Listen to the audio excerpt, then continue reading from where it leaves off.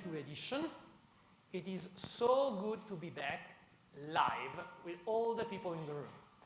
My name is Luca Beverina. I will be Master of Ceremony for this afternoon.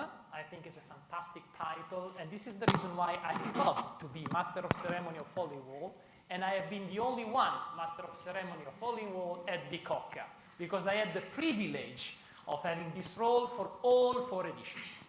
We had the first one, like this one, live, then a couple of them handled in a sort of an hybrid form, because I was live, but I was the only one, which was pretty lame. And now we are finally back in a room, so it's a pleasure. What is Falling Walls? Falling Walls Lab is many things. I went to the website, I did my homework, and first and foremost, Falling Walls Lab is a pitch competition. So this is what you are here for, which is a lot of fun. But it is also networking of people and ideas. So you already got your first result. However your pitch goes, you are networking. And this is also particularly good. And Falling Wall is also a platform for innovation. What is innovation? Obviously something new, but also something that makes a difference, something that transforms. And what better moment than after a pandemic to really make an impact. So I think this is a particularly important edition, and I am absolutely glad to introduce the chair of our jury. We will go back to the jury in a second. Professor Salvatore Torrisi, who is the Vice Rector for Innovation and Technological Transfer at the University of Milano-Bicocca. Please.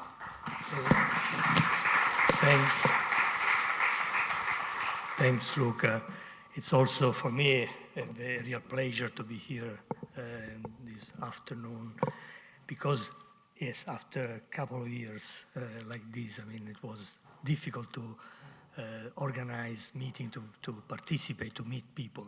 So I'm very glad to see also many young, especially young people here today. And I would spend very few minutes just to introduce also our university, University of Milano-Bicocca, for those of you who doesn't know about this university.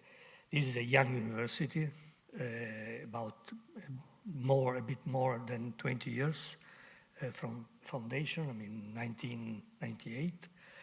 We already, we have been growing very, very fast. We have now 38,000 students, more than 1,000 faculty, and 850 staff, 16 PhD programs, and so on. So I will not give you many numbers, not to bore you too much.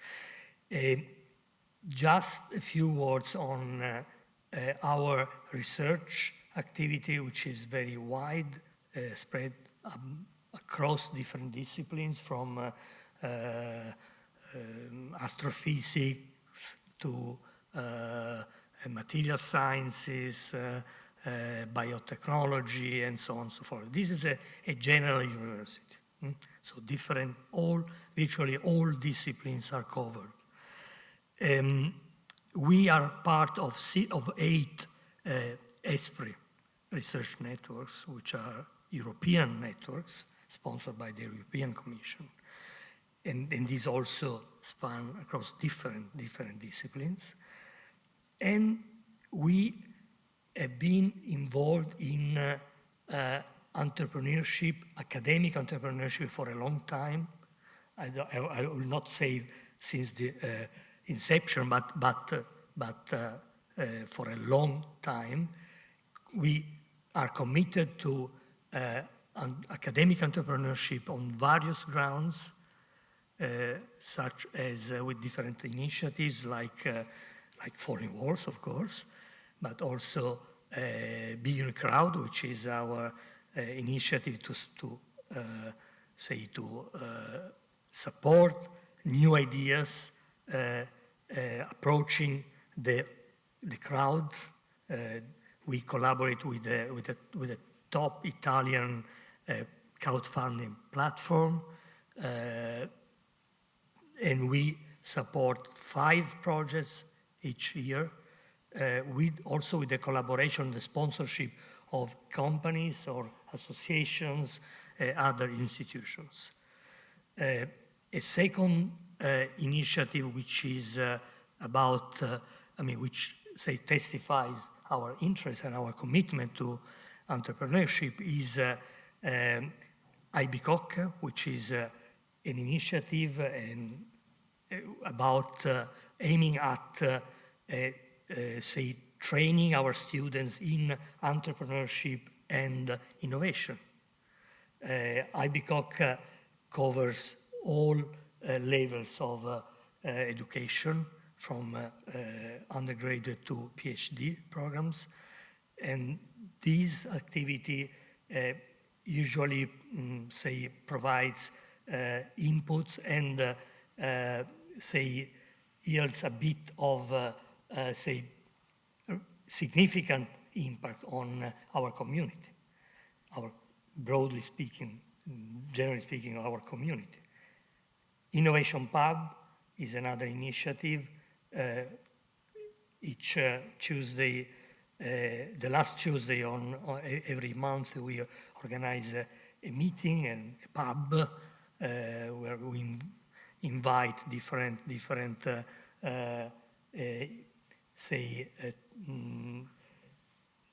representative of the entrepreneurial community, but also innovation, more generally speaking. U4I is the foundation which we founded, set up in collaboration with the University of Bergamo and the University of Pavia, and this is also another dimension, addresses another dimension of innovation and helps ideas from the three universities to approach the market for technology and the financial market. Bicocca alumni is also an important, way for us to, be in contact with what happens outside the community. And we have the opportunity through Bicocca alumni to, as maybe happens for other universities, of course, it's an important also way to monitoring what happens outside this organization. We have 18 spin-offs in different academic spin-offs from different disciplines, and we help them to set up and in the early stages of their life cycle, and we collaborate with other universities at the national and international level. Falling Walls is an example of this collaboration with other universities. This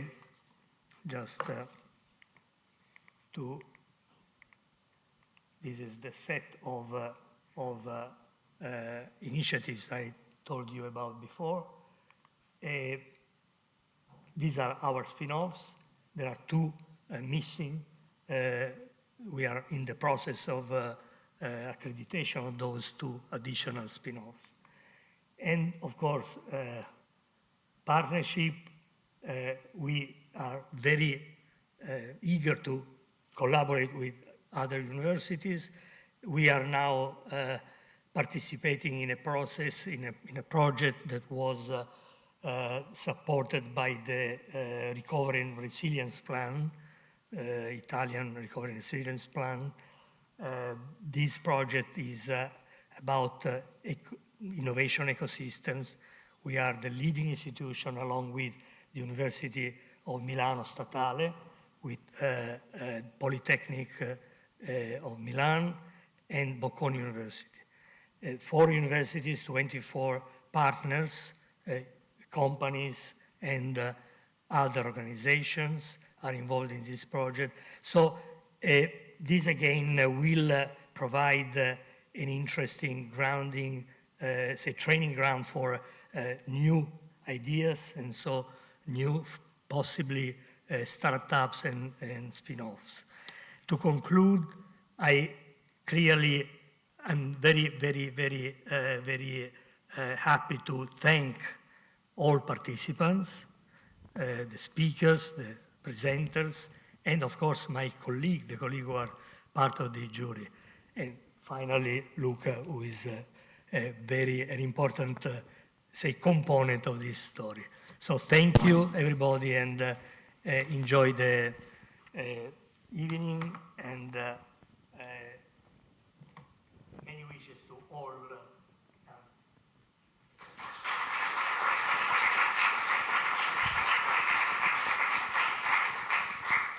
Thank you very much, Salvatore. So we are almost there. A few housekeeping notes before we go on with the pitches. The first one is, as I said before, we have a very distinguished jury, who is chaired by Professor Salvatore Turrisi, and the components of the jury are Professor Alessandro Grandi from Bologna, Professor Antonio Messeni Petruzzelli from Politecnico di Bari, Professor Barbara Del Bosco from Bicocca, Professor Caterina Anna Maria Laporta from Unimi, our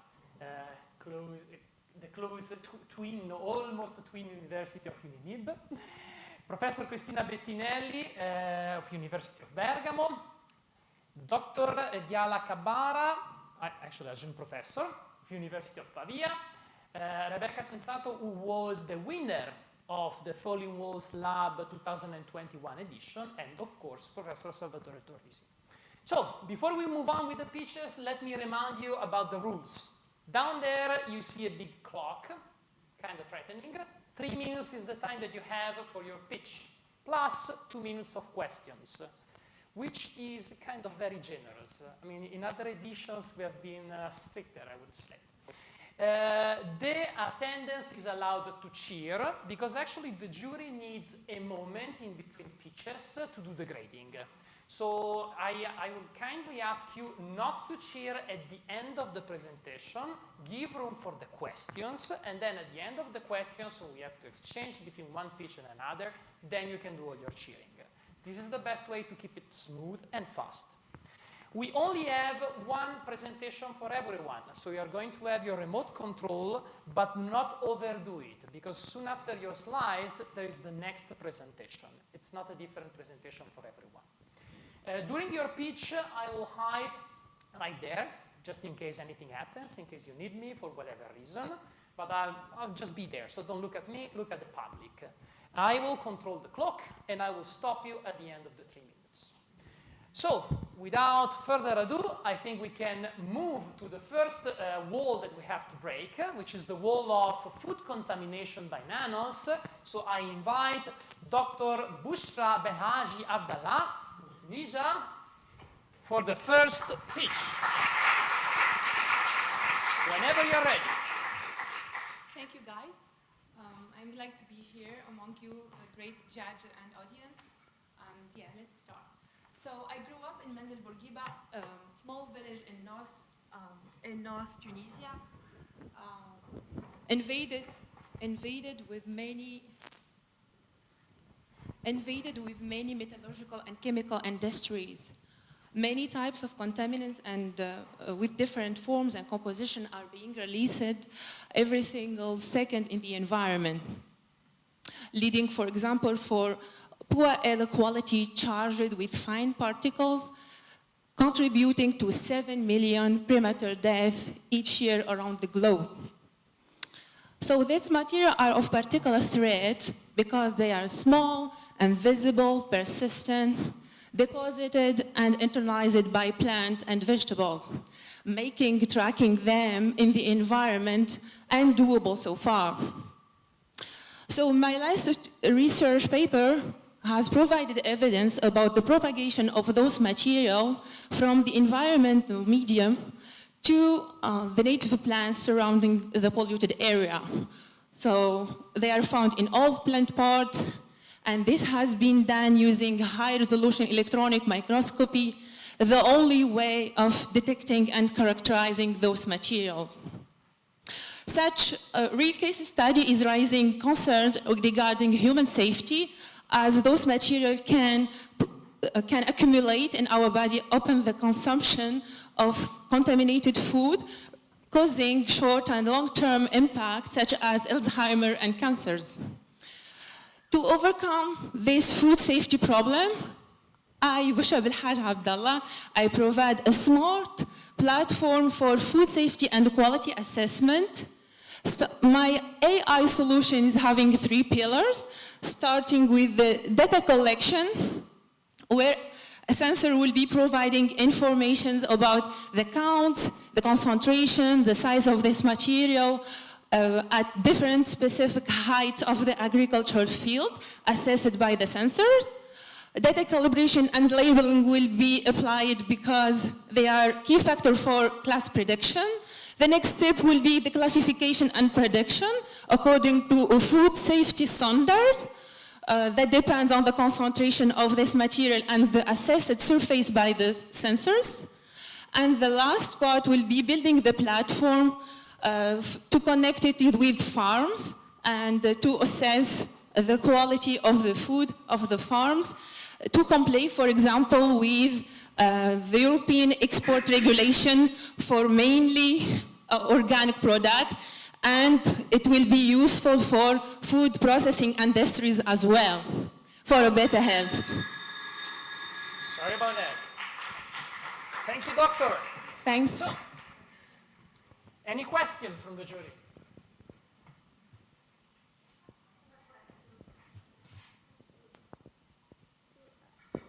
Can you please give me more, thank you so much for your presentation, first of all. Can you please give me more information about your solution? I mean, data collection, what do you mean? I mean, you have a retrospective data, you mean to collect data? Who has to collect this data? Okay, so we will be having a sensor with the drone, hanged with the drone. This sensor will be going back and forth and mapping the agriculture sector at different level of emission. So the emission of those particle or fine particles are not the same at high level, lower level, that is in contact with food and vegetables. So we'll be assessing the surface, we'll be approaching the surface, going in the medium level as well, and the sensor will be providing information about the count, the concentration, and the sizes as well. Okay, thank you. Now it's more clear. One other question, what about the business? So who has to pay for this? So what they have to pay? I mean, what is the idea of the business for? Okay, so I think back in Tunisia we have the safety product or the export regulation is not quite clear regarding mainly organic product, and there are mixed up concepts regarding natural, organic, still people using pesticides. So I think this is a good tool to really have strict regulations, mainly for exportation. And regarding the business model, it will be B2B for government and for big processing food companies. And that's it. Thank you very much. You're welcome. Time to move on. Okay, the second wall that we have to break is the wall of unattended disability, and I invite on the stage Francesca Burgo. The floor is yours. This is your control. Okay. Oh, sorry, thank you. Per cambiare la slide, soltanto così, vero? Errors. Okay. Whenever you're ready, Okay. go. Hello, everyone. I'm Francesca. Thank you for being here and for giving us this opportunity. I know that some of you today seeing this slide may expect me to do an emotional speech, to pull the strings of the heart or to evoke pity, to be inspirational. Because society and culture expect, our expectations are that disabled are here to inspire. But today, we are here to break walls. So let's talk facts. Disabled people represent 15% of the entire population. This means that over 1 billion people worldwide is living with a disability. And still, brands are failing to relate to this community. Or, when they do it in an inauthentic way. Or they use disability to inspire normal people. On the other side, we have the disabled people, which is a huge community. This is the biggest niche of the world. Can you hear the oxymoron? The biggest niche of the world. which is claiming to be represented by brand, and not only claiming to be represented, but they want brands to relate with them, to speak with them, and to treat them as the unique humans they are, such as all the other people. They are thrilling, they are thriving to find brands that they can ally with, brands that can recognize the importance to empower their disability. And that's why we created Existo.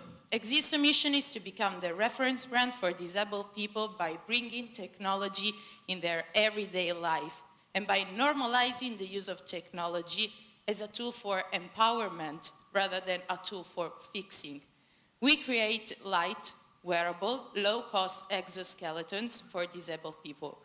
Our first product, Existo, is a light wearable exoskeleton with people with upper limb disability. The device has been co-created and co-designed with the clinicians and with users. And this helped us to design a device that was, as they asked, simple, human, and unlimited. So our vision, our mission is to break the walls of inclusion, to stick with the community, to stick with the simple humans limitlessly. Thank you.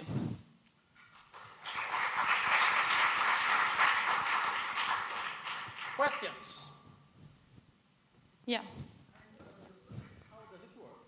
Of course. How does it work? Yeah, because if it was for me, I could have spoken for hours. So I wanted to concentrate on our value proposition, but I can show how it works. So the device, I'm sorry, can you hold this? Sure. Is weared on the forearm. The device is for upper limb disability, which means that it can be used for people with acquired disability, which is basically neurotraumatic events such as strokes, cerebral palsy, so they still have the hand, but they cannot use it anymore. They're not able to grasp things. Or with people with congenital disability, like the guy in the picture that was born without the hand. It is placed on the forearm in the preferred position, then we switch it on. Okay? And is vocally controlled. You have the backup buttons on the hardware because you can use it maybe in loud environment, but the main control is the vocal control. So, Existo. Okay, it doesn't hear right now. Sorry. It's a bit shy. Yeah, Existo. Okay, it's not working. By the way, we are trust still, you. yeah. There will be time afterwards. Now I have to be fair with the other candidates. I'm and sorry. We have to move on. It is a grasping tool, so it works together with the hand. It enables people to fix object between the hand and use again the arms. It is very important in the rehabilitation pathway for the upper body structure to keep the upper body structure trained, and it can be used at home. So it creates that continuum of care from the rehabilitation to the daily living. But it's an assistive technology to grasp things. Thank you. Thank you. Thank you. Thank you very much. So, time to move to the third wall, with the wall of century-lasting power sources. It's going to be broken by Francesca Cova, actually from my own department. Francesca, whenever you're ready, the floor is yours, and that's your mic. Good afternoon. I'm Francesca Cova from the Department of Material Science of this university. So, now more than ever, we are looking for renewable and sustainable energy sources. And all over the world, we have a big network of millions of kilometers of submarine power cables, which brings energy and internet to our houses. The last generation of power cables is the longest and strongest ever built, but still it faces some failures that, when happen, they leave us without current, without connection, like it happened last year during the earthquake in the Pacific Islands, and which cost millions euros for maintenance interventions, because currently maintenance is performed offline, so we have a big expense in terms of money and time. This because there is not still a technology able to supply sensors in the deep undersea for a long time. So we identified this need. We want to power up sensors for decades and able to work in harsh environments like the deep undersea water. And our solution is a long-lived integrated battery which can be simply put in the cable and last for centuries, and you can put it there and forget about.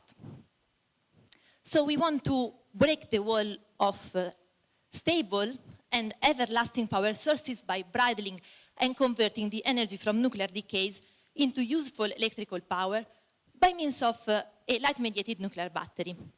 So let's understand what a nuclear battery is. I think that everybody has heard about photovoltaic panels. Okay, so we want to replace the sun with a small radioactive source which can act as a sort of persistent and artificial sun in those places where sunlight cannot arrive. So we can call it as a sort of radiovoltaic cell.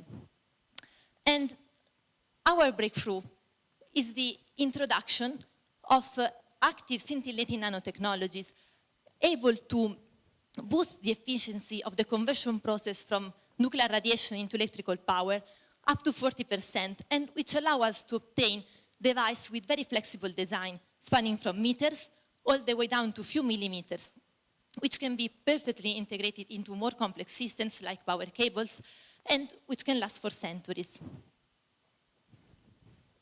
Thank you very much.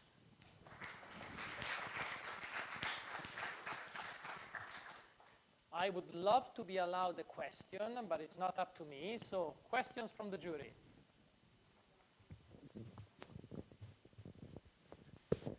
Thank you for the presentation. I confess I'm very, it was not clear to me how the device works. So what is the source of radiation? Let me please understand. The source of radiation is not the sun, if I well understood, or it's somewhere else? Okay, thank you for the question. No, the source of radiation is not the sun, because otherwise we have already photovoltaic panels. But we want to obtain a battery that can operate in those environments where we don't have sunlight. So the deep undersea or environments, for example, in the drilling wells where there is not the sun. And we substitute it with a radioactive source which emits radiation, it's ionizing radiation, and with our nanotechnologies we can convert the ionizing radiation into electrical power with the help of light, because we have a three-step process. We convert the nuclear radiation into light, and then light into electrical power. And this is quite an efficient process, because with a common photovoltaic cell we cannot do it, because photovoltaic cells are sensible to the sun, but they are not efficient in converting ionizing radiation. So we need a layer in between. Have you already reached a proof of concept stage, or we have a project ongoing on that. We have a good expertise on these materials, so we know they are able to detect ionizing radiation and convert it into light. And then we are working on. We have a project working on the second step, so going from light to electrical power. Thank you. Thank you. Any other question? We have time for another very quick one. Oh, chairmanship privilege. How does this compare with the standard RTG, the radioactive thermoelectric generators? In terms of efficiency. In terms of efficiency, we can power sensors. Requires very low power. We cannot power up cars, for example. But the goal is to obtain a small device able to be integrated into, like, for example, submarine cable, into complex systems, and which can power sensors in these more complex systems. Thank you very much. Thank you. Time to move to the fourth wall, the wall of environmental contamination, and the floor is for Francesca Formicola. Thank you. Control, whenever you're ready. Thank you very much. Good afternoon. I'm Francesca Formicola, a PhD student of the University of Milano-Bicocca in a high apprenticeship with the Bicocca spin-off company M3R. And together we are going to break the wall of environmental contamination.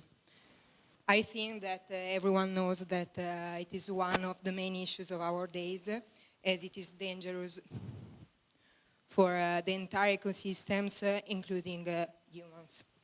And up to now, many remediation strategies have been used, but conventional techniques usually involve the contaminated soil removal and replacement, creating waste, first of all, and high-impacted landscape. But we know, I think that we are conscious that soil is one of the main of the most important non-renewable resources on Earth. So it is crucial to find a way to completely restore it. And the eco-friendly approach for environmental remediation is called bioremediation. And it takes advantage from the natural ability of the microflora inhabiting soil to eat and remove contaminants. One possible strategies of bioremediation is bioaugmentation, so the addition of well-studied and ultra-specialized microorganisms to the treated soil in order to maximize degradative potential. The main problem of this technique is that the inoculated microorganisms are not persistent enough, as the treated soil is not their natural habitat. And this led to a loss of efficiency. So our proposal for the solution is the use of a physical support for bioaugmentation and to improve the microbial growth and persistence.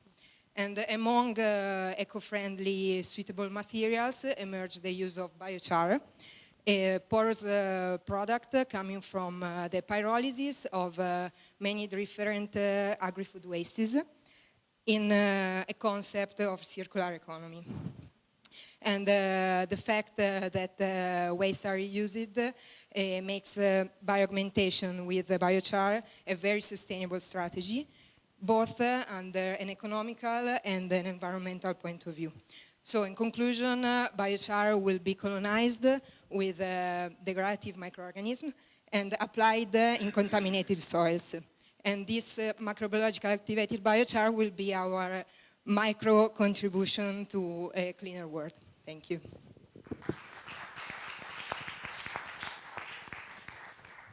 Perfectly in time. Thank you very much. Time for questions.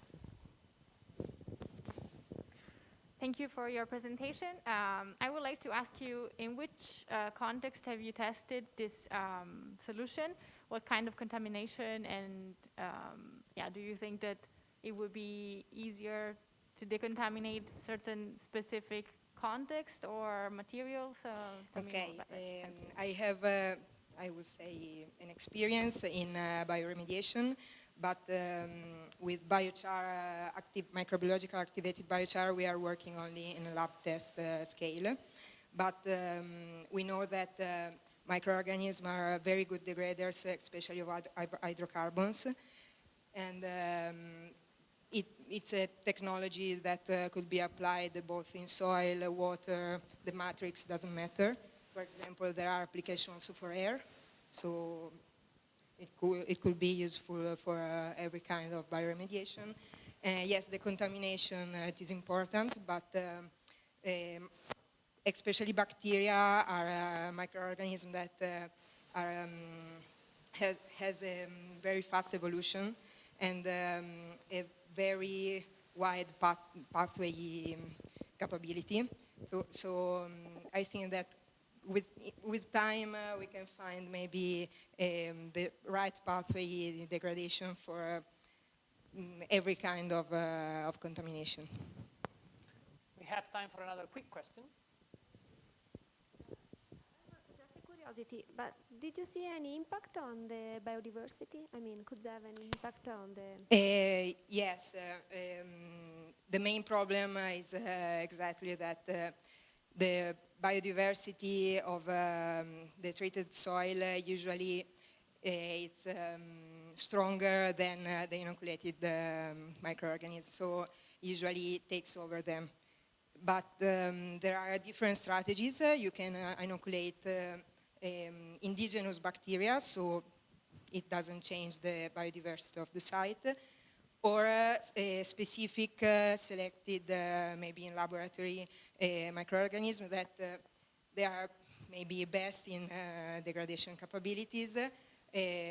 But yes, maybe we hope that there is a change in biodiversity. Otherwise, it will doesn't work. Yeah. Thank you. We switch completely gear and we move to the wall of financial education. It's going to be broken by Lorenzo Perotta, who I invite to the stage. We are already halfway through and keeping up with the time nicely. Up to you.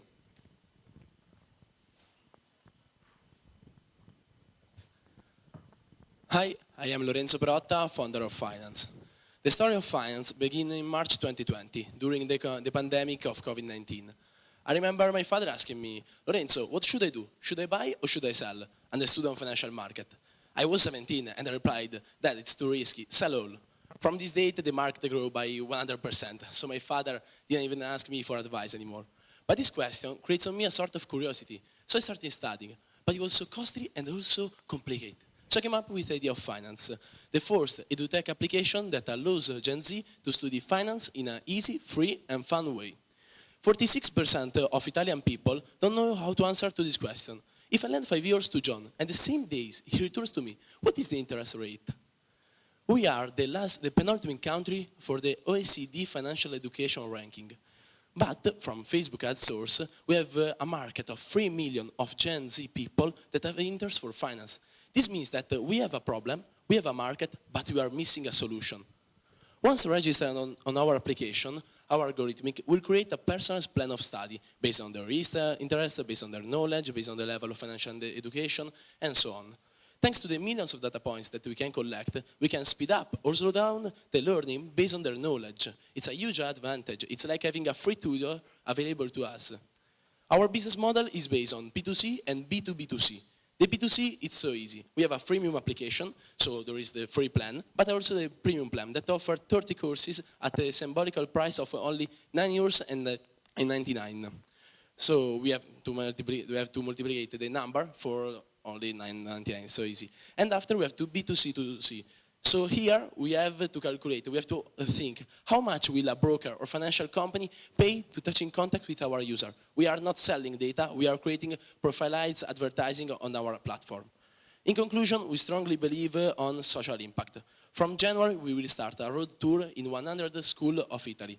We will go to the students, we will show them that they have a problem, and after also a possible solution. So download finance. Thank you. Thank you. There's even time for an extra 30 seconds of questions.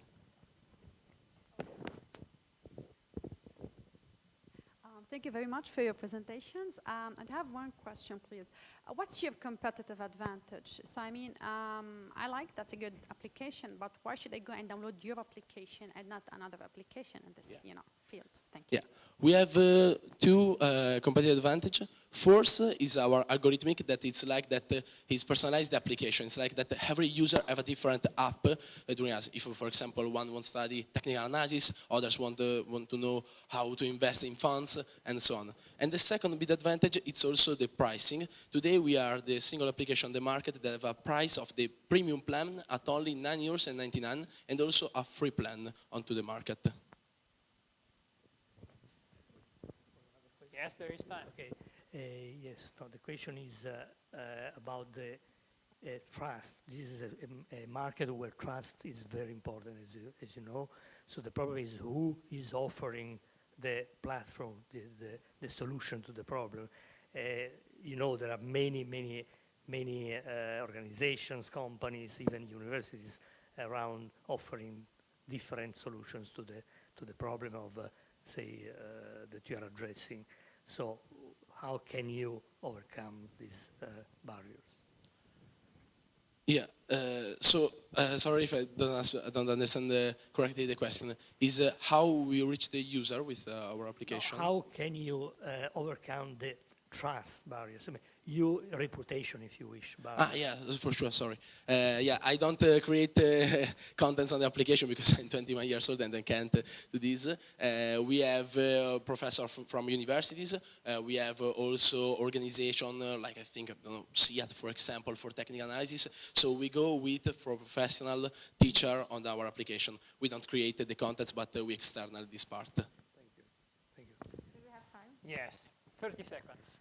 So why should someone not look for the information they're looking for on YouTube, but rather download an application that is on your phone that maybe you forget to check?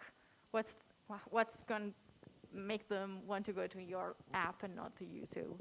Yeah. I think that is the personal plan of study, because with this we can reduce the waste of time. Because you enter an the application already knows you, already knows what is your weakness point, and after you can work with it, with the algorithmic that profiles the application and give you like step by step. So study finance in 5 minutes. In YouTube, for example, we have to watch some videos. Maybe I don't know what is the correct next step.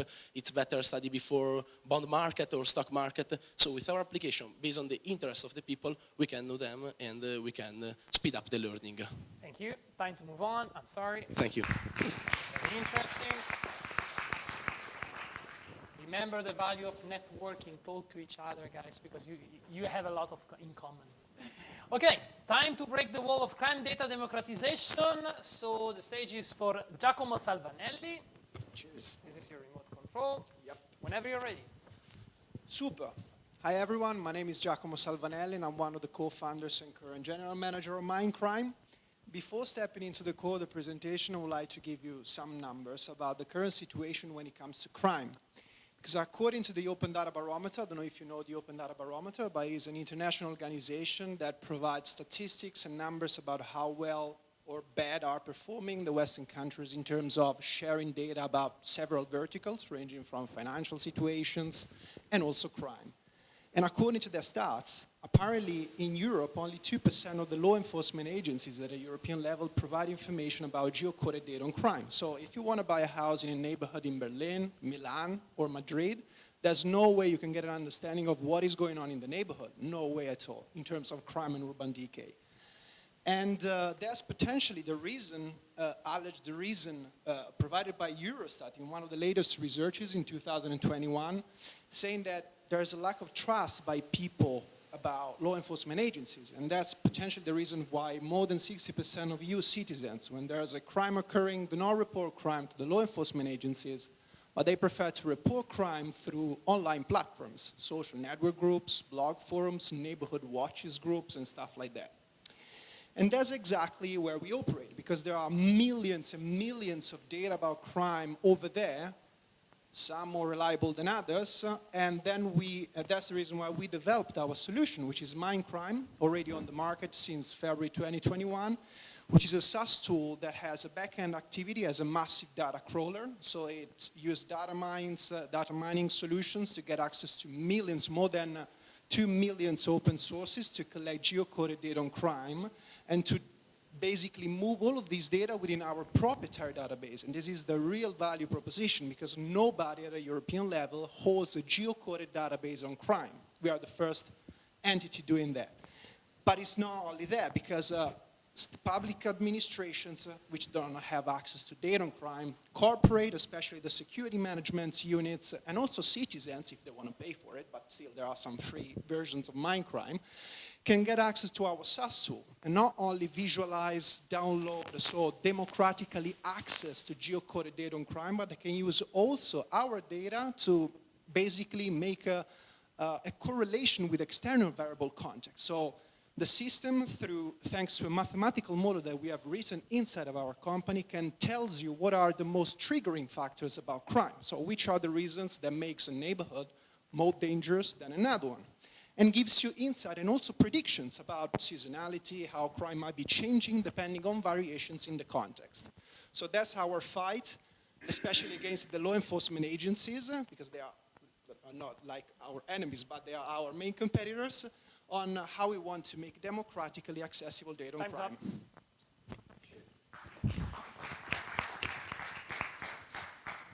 I stopped the watch because it's so loud. Okay, time for questions. You said you use open platform, so open access data, but how can you control for the quality of the data? We have 10 different levels of cross-check for data. So our system can actually make a connections and confrontation between millions of data every hour to see how reliable they are, if there are false positives, by making comparisons between all the data that we already have in the database and the data that is live collected from all of these platforms. So for example, imagine there's a commercial robbery occurred in a commercial premises in Milan, and the system, by collecting the data, is going to check if that event has been reported into different platforms. So the more the event has been reported, the more the event is reliable. So it gives a lot of different reliable, level to the data, and that's onto 10 different levels for cross-checking the data. So it's not sure 100%, but we like to say that. Another quick question. Question about market validation. Yeah. I mean, which kind of actions have you taken to validate the idea? Not the technology itself, but the business utility. Yes. Yeah. Currently, 99% of our revenues come from security management department of corporates. So imagine in Italy, but also in other countries around Europe, the more big is your company, the more you are obliged to make risk management plans to say, statistically speaking, how you're going to invest your money in terms of security measures. But until now, these assessments were done qualitatively, so no data at all.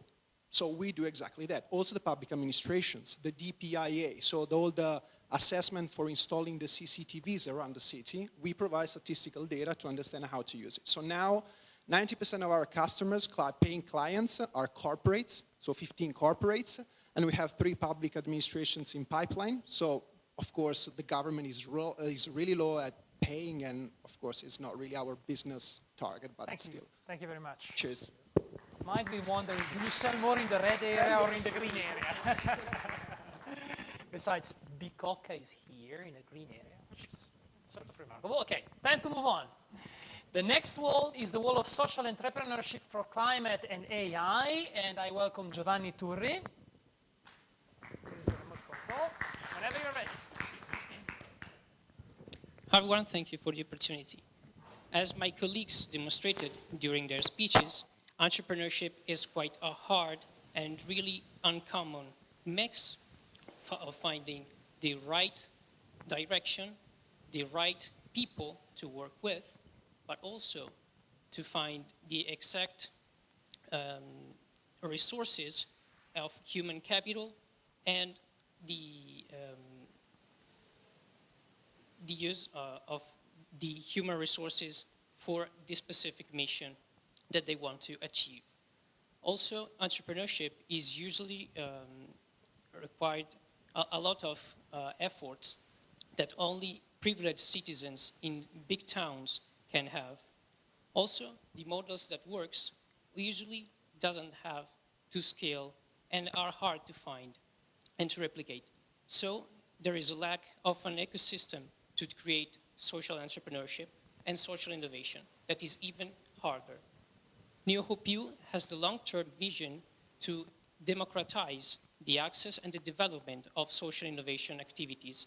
And so we start to use technology to leapfrog global development, collecting as headhunters the best social and environmental practices that the entire community on the world does.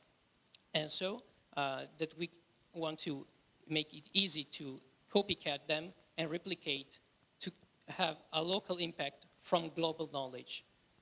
Our community is based on an online platform where we use crowdsourcing to collect the talents, the crowdfunding, but also do the team matching for the realization of projects. Projects starts from very specific problems and has a very heterogeneous community that's come from all parts of the world who helps to find new ideas, to validate problems, and also to propose existing solutions that fit that problem. So the global knowledge for the local impact. we also evaluate education as the most important driver to it. And so we want to create education and e-learning courses about artificial intelligence as it is the most impactful problem, as 80,000hours.org says. And so entrepreneurship is the best solution to make it profitable. And so we are partnering with UNESCO SDGs for Youth. We launched a social innovation festival during COVID-19 with Peace First, who offers grants to realize projects that can fight COVID-19. And now, thanks to SUSAI, we will launch the second edition to create an impact and generate and increase our community. Time's up. Questions? I didn't understand the business model, actually. So where the money comes from and how you reach out the market. Yeah, talking also with Avanzi and Social Fair that are the main actors in Italian social entrepreneurship scenario. We agreed that first we have to create a community with the launch and starting with seeds and donations to generate the content and also increase the platform use, and then create a society that leverage the platform using, for example, social media advertisement inside the platform, or using data, big data that comes from all activities inside it. But also we want to have partnerships with incubators or ESG funds that have to invest in concrete projects made by real people who cares deeply on what they are doing. And so we are also trying to understand how many other types of revenues we can make, but we don't want to stick only on donations, but generate a business value with a second company that leverages the first one. Thank you for your presentation. Just have a very quick one. You just mentioned in your presentation that you are focusing, trying to advance global knowledge for local impact. How can you basically try to, create this impacts locally? Thank you for the question. During the first festival, we did a 1 week long workshop series to inform people about a lot of themes about social entrepreneurship. And we raised 150 people on Zoom in the total amount of the week. That came from all the continents, mainly from Africa and also Asia. So our target public is very huge. And we want, and we saw also that the discussions on the threads of our first type application had created some interesting thoughts and brainstorming activities. So we want to increase our network and make people brainstorm thanks to this diversity of culture and mindset that we saw that really are an effective resource. Thank you very much. Thank you. So time to move to the very last presentation. It will be about breaking the wall of food waste with food basket. So I invite Balaji Venkatesh Babu. This is your control. Whenever you're ready. Okay. Good evening, everyone. I'm Balaji. So ever since I was a kid, my mother taught me a simple, straightforward rule to not to waste any food which is left in your table or on your plate. So, and then when I eventually grew up, I just figured out many things, and there were some heartbreaking facts which I found, like out of 7 children, 1 child goes to sleep without any meal on that day around the globe. And like 30 million people die just because the reason of food and hunger. And this is really a saddest fact which I have come to know. And not only that, there is far more than that, like 1/3 of the food produced for the consumption goes to waste. So this is another fact. Like really it was like devastating me. And then goes like it accounts to 88 million tons per year. That is globally, it's just for the EU, it is accounting more than that. And it's amounting to 143 billion euros. And these things all goes to trash or ends up in the landfill most of the time. So not only that, so 8% of the greenhouse gases emission is like globally accounting by this problem and issue. And I'm not stopping with this, and also there's another biggest issue, like I could say like 1.3% of the GDP is also like hidden behind this. So this is really a biggest and major issue which we want to solve with the solution as food basket. So what actually the food basket is going to solve a biggest major problem of food and hunger. So food basket is basically a simple mobile app platform, like a dashboard system, which is like we can have it in your mobile phone, and you can download it, and what it does a lot. So it connects with different people like restaurants, cafes, supermarkets, and food suppliers, and from the retail to the biggest one. So this is how the excess of food, whichever is going to be ended up waste at the end of the time, is being like a click of a button. You can add all this excess food into this app, and what does this app does? And then it has a sophisticated delivery system. Like for example, if someone is really hungry after his work, he can just pick a food for free. That's the good thing about it. And if there is like a lot of people across the city who is hungry, and like there are many poverty people, like homeless people, so we have dedicated the hotspots everywhere across the city, and our volunteers and social group people go there and collect it and deliver to the hotspots, and every day they are fed and they are not left empty, like they go with the food on that day. Thank you. Thank you very much. Final round of questions.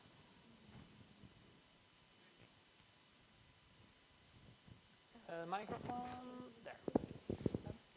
I cannot understand what's your major focus.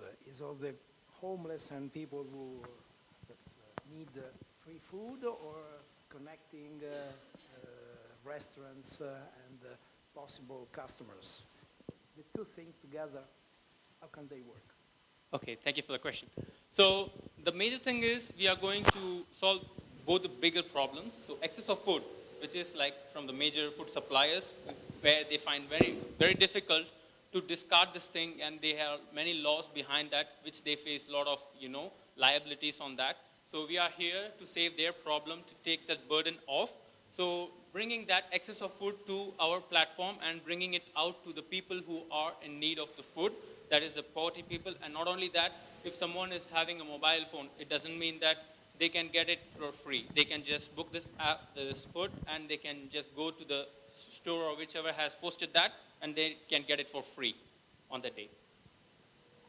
Thank you. Any other question?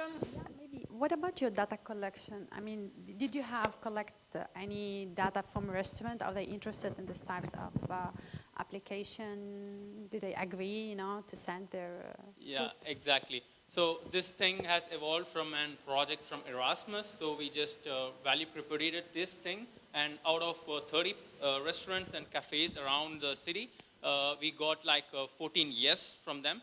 So probably it can be a workable thing. So like we have added a lot of incentives inside that, where they could provide like 5 kilograms of, we weighed it, whatever the things, they pass it through our application. So based on that, they get some incentives, and it is like connected with the municipalities, and they like get exemption from the taxes in this way. Thank you very much. Thank you.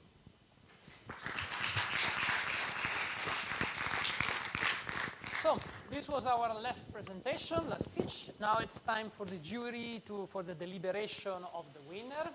We are going to grant a certificate to the winner, the second and the third, but only the winner is going to go to the next stage.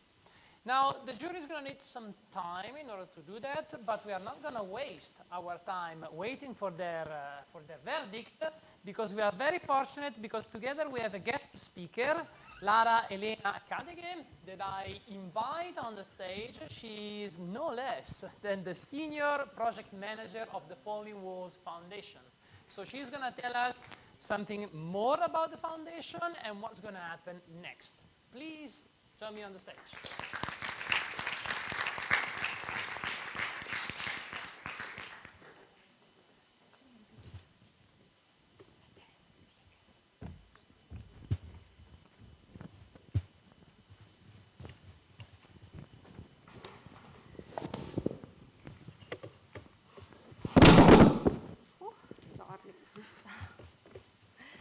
All right, buonasera, ciao a tutti. Hi everyone. Wow, well, I don't know how you feel, but I feel super lucky right now that I'm not in the position of a jury member, because they have a really hard job to do right now, don't you think? I think those pictures were amazing, and yeah, I was really enjoying my time listening to the pitches there, so I would say let's do another big round of applause first for our presenters, because I think you did an amazing job tonight.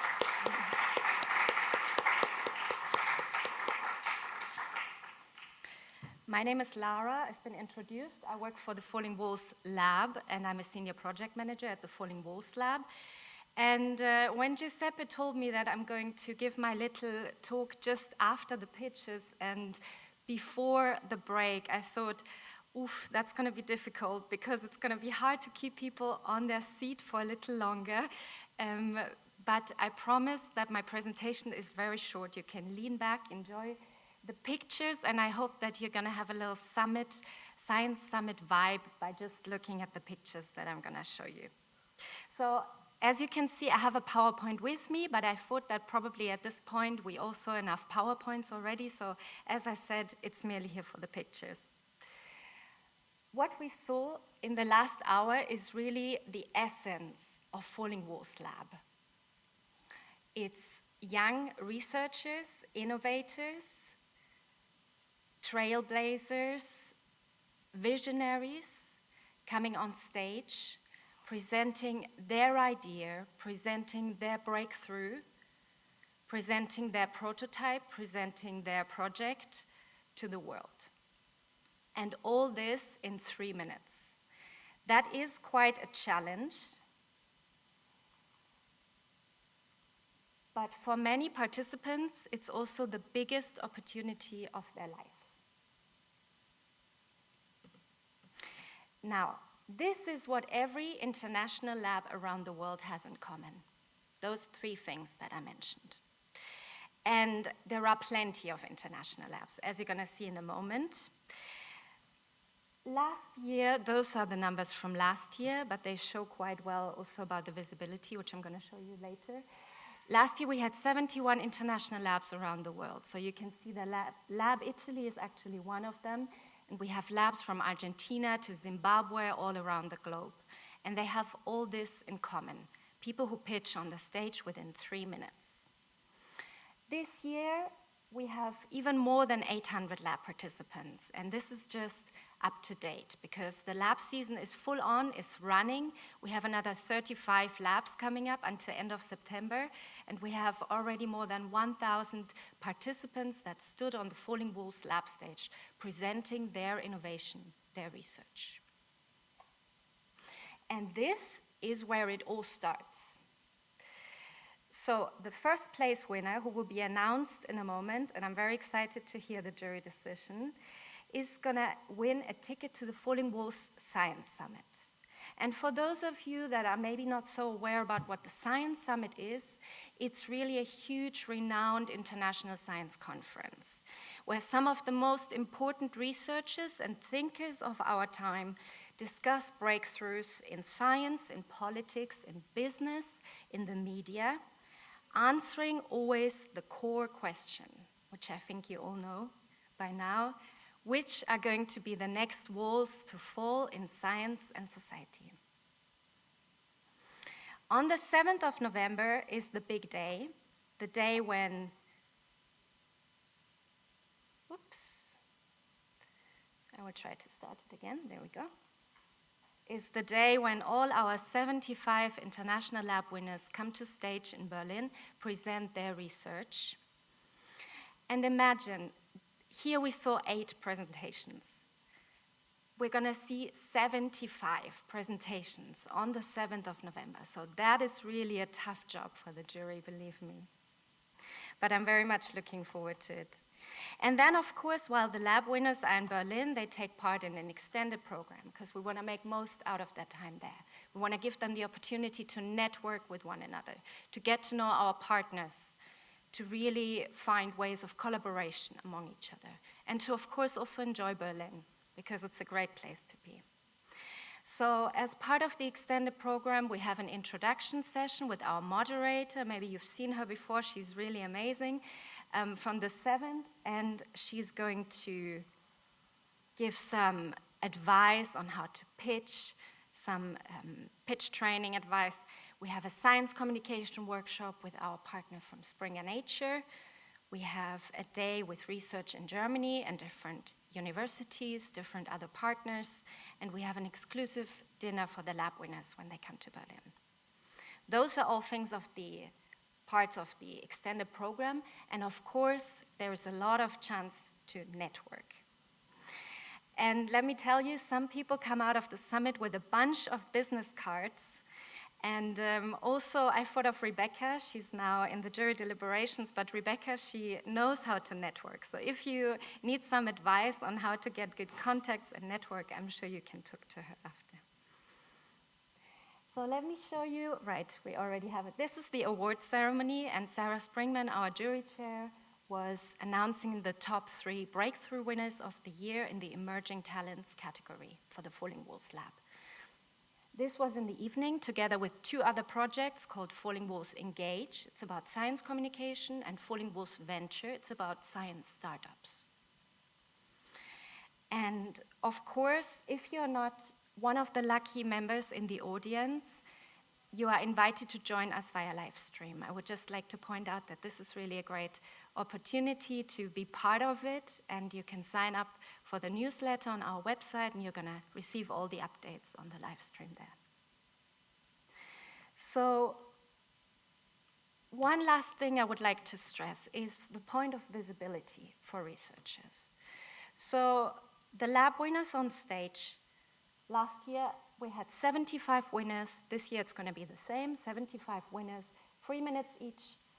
Last year it was a hybrid event, as you can see. We had in-person pitches, we had pre-recorded pitches, and also live video call pitches. It's going to be a hybrid event again this year, but a little bit more in-person pitches, we hope.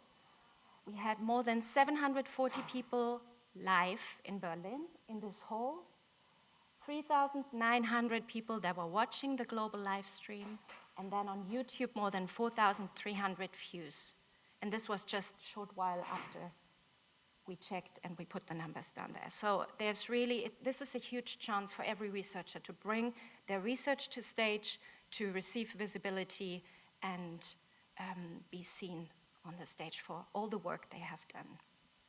So yeah, and talking about visibility, and of course we have all heard also from Luca, this is a pitch competition, but it's a big networking opportunity as well. So even if you're not at the Science Summit in Berlin, our international labs are fantastic opportunities, and I would like to thank again at this stage Giuseppe, Gwendalina, the organizing team, everyone who has been part of this here to put on a wonderful lab event, to have me here with you today, and also to the partners, to the University of Milano-Bicocca.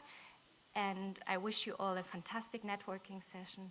Thank you, and I'm here for questions if you have any. Thanks for listening. Thank you very much. Any questions also from the attendance? Curiosities? I'm still here for the networking part, so I'm happy to answer questions as well. This is the time when we have to do something while we wait for the verdict. And I have to say that something that I would like to see is your demonstrator working. Can you do it now? I think you all as a demonstration. I'm going to need the support on me. Demonstration. Existo. I don't know why it doesn't work today. Existo today is shy. Or was responding to me. Let's try with the boss. Ah, the boss of the company.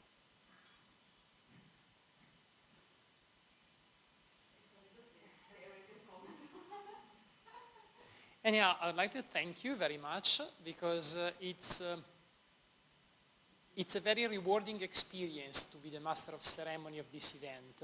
You got me interested.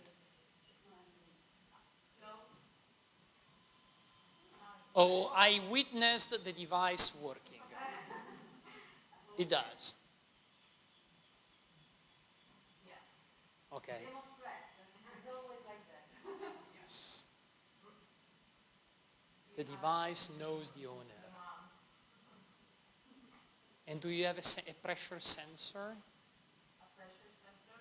No, it's voice control, and then you have the backup button. No, but when it is closing in on an object that may be soft. It blocks as soon as you meet the obstacle, like the first time, and then you give other inputs to tighten the grasp. Okay. Now, I'll be very curious to know anything about your feelings, your feedback about the pitches of the other applicants. Is there anything that you would like to add? Any message, any suggestion, anything at all that you think you have learned in the last hour from your colleagues? How to manage time. Absolutely. I mean, a couple of you are particularly good at that. As usual, this is an intrinsically multidisciplinary event. You are exposed to very different problems and very different solutions, which is also part of the reason why Only Lab is such a rewarding experience overall. I have to say that of the 4 editions I had the privilege to chair, this was the one when I didn't have to force myself to pay attention because your presentations were all worthwhile and engaging, and the problem was clear. You managed to keep the time, so the first step is done. Now the winner is going to be the winner, but the other one also did a magnificent job, so thank you very much. Any last word to add? Did I pronounce your names correctly? I managed. I hope to see their problems in the classroom so that people are beginning. Yeah, we can collaborate. We can collaborate. Yeah, I think absolutely. Some of you is slightly better at selling the idea in terms of pure communication skills. Some other are slightly better in fleshing out the idea, giving details. And also the capability to receive questions that gives you extra time. It's another important soft skill. You have 3 minutes, but you would like to have 4. So just provoke the question that gives you the extra minute.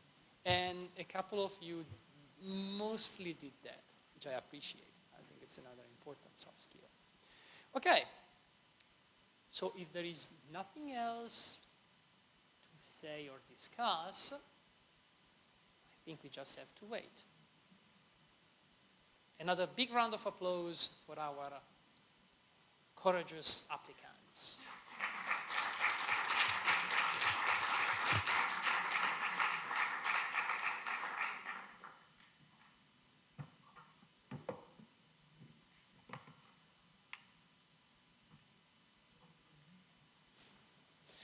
Don't forget that after the award ceremony, there is a farewell reception on the rooftop, if I understand correctly, of this very building that I have never visited, unless it is raining outside.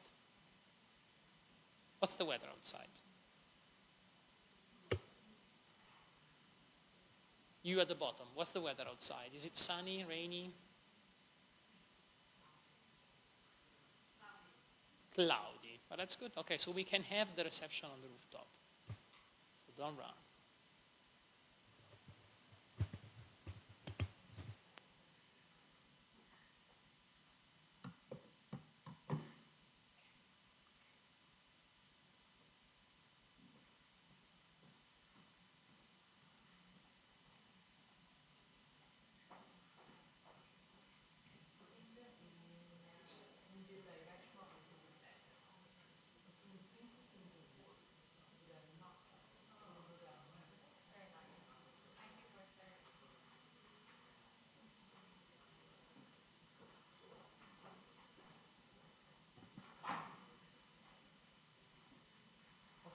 looks like we are finally there. I have the verdict.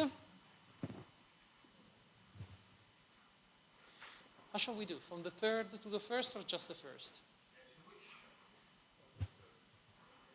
But you just gave me the winner. I don't have the second and the third classification.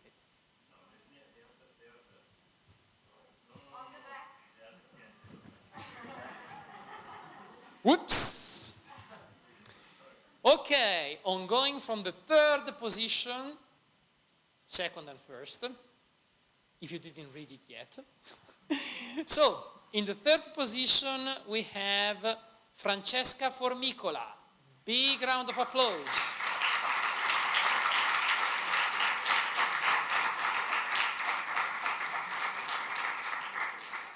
In the second position, which is almost there, but not quite, unfortunately, Francesca Burgo.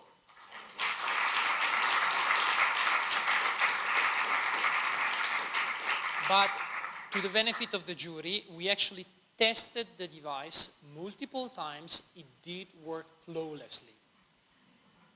That was important. And finally, first classificate, and on his way to Berlin, Francesca Cova.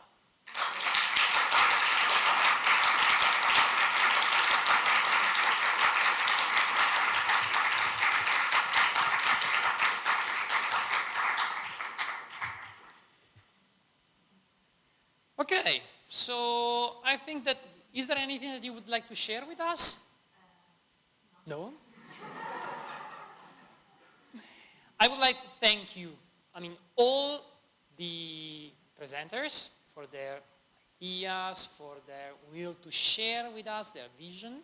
I would like to thank you all for your participation. I would like to thank the jury for their excellent work. And it's time for our reception, who's going to be, where? In the U6, okay, in the Rectorate building. Not on the rooftop, because probably the weather does not allow for it.